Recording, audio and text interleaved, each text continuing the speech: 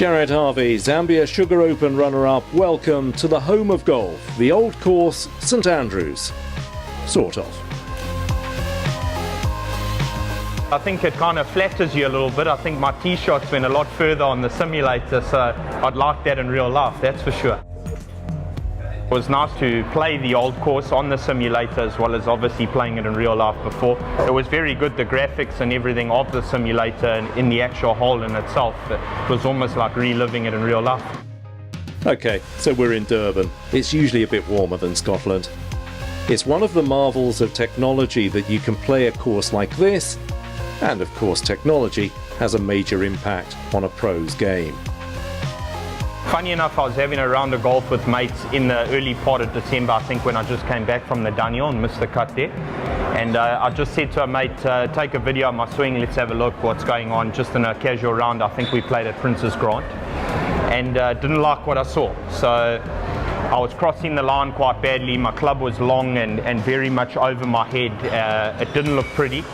I think that was the kind of the seed that made me say, well, you know, let's put two and two together. I've got a bit of time off now. You've got the time to work on your swing, because usually, you know, when you're playing week in and week out in tournaments, it's very hard to make little tinkers, and that was particularly a big change for me. Flattening out my swing, worked very hard with my dad at Zimbabwe. He slugged me very, very hard after obviously showing him my swing, and he said we better get to work. So I worked very hard on my swing. I practiced nearly 6-7 hours a day, really worked hard in getting a much better position at the top of my swing. So some very good swing changes. And after that too, some soul searching. I think I've been very consistent on the tour for most of my 6 years that I think I've played now on the Sunshine Tour. I've been quite a good regular top 10 kind of finisher, there or thereabouts, good finishes in the season. So definitely had a look at myself and said, listen, you know, we need to improve on things. You know, it just wasn't good enough. And that's truly what I had to say to myself, and look at myself in the mirror and say, are we happy with kind of where we're going with things, or are we going to get back on track and improve and do the things that I need to do to get my game back and improve? And that definitely helped. Which begs the question, is he happy now?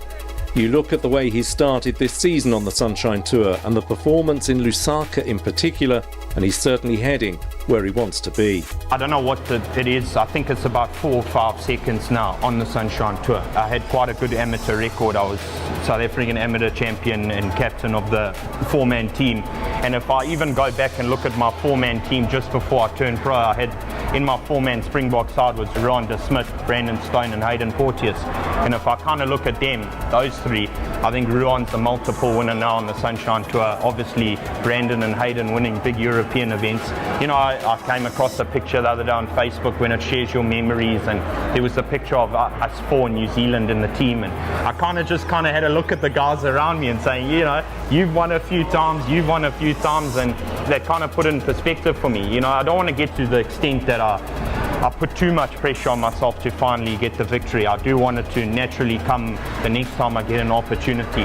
But I think on a few occasions I've come from nowhere and finished second, whereas the last couple of times that I have finished second, I lost in the playoff, and I was in the final grouping with Oliver in Zambia and finished second. I think those have felt a little bit more meaningful, that I am slightly closer than coming from 6 or 5 shots behind and then pulling a good final round and take my second. I think I handled myself a lot better. I've learned a lot because I've obviously had bad final rounds as well before, being in good positions. And I think the more and more experience I gain and the confidence that I can handle the pressure, I think I definitely can win. Winning needs the door to be open at the right time. A cocktail of ingredients. Perfect. You have to put yourself in the mix, enjoy a slice of luck, and you'll be there in the shake-up. I think I better stick to golf. I definitely don't think I'd get my Barman Tour card, that's for sure. Definitely would rather stick to my golf, but good fun experience. Had a very good guy that helped me out. He explained really nicely the whole processes of it, and I think his cocktails that he whipped up previously were a lot better. They tasted good too.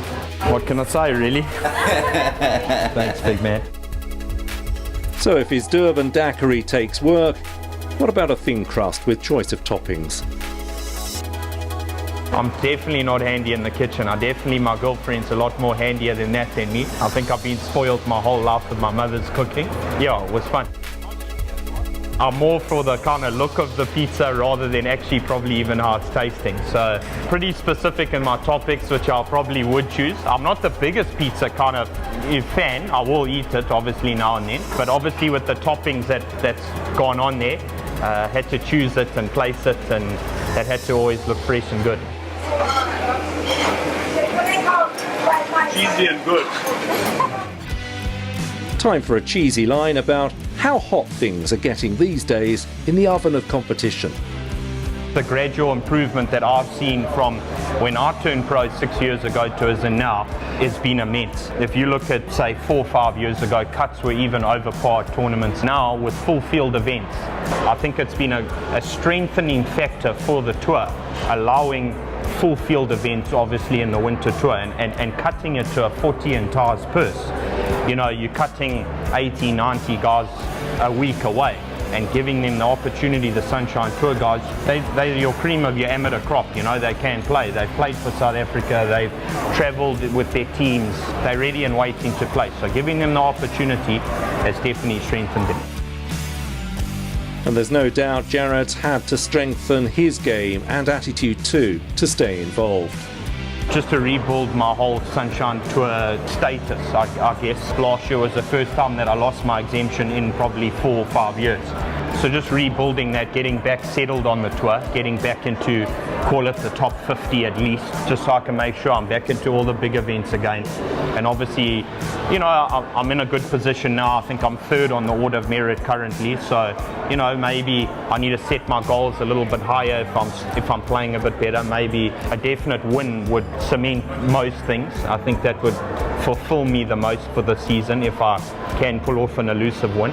But yeah, just start off small, you know, just keep playing nicely, keep doing things well, you know, not back off. You know, sometimes you can play nicely and maybe not practice as hard, or hey, I'm playing well, maybe I don't need to go and whatever, do this or go to gym or whatever the case may be that you need. Just keep doing things that have worked for me. Good attitude, good approach. Stay away from the bar, out of the kitchen, and let the clubs mix some magic.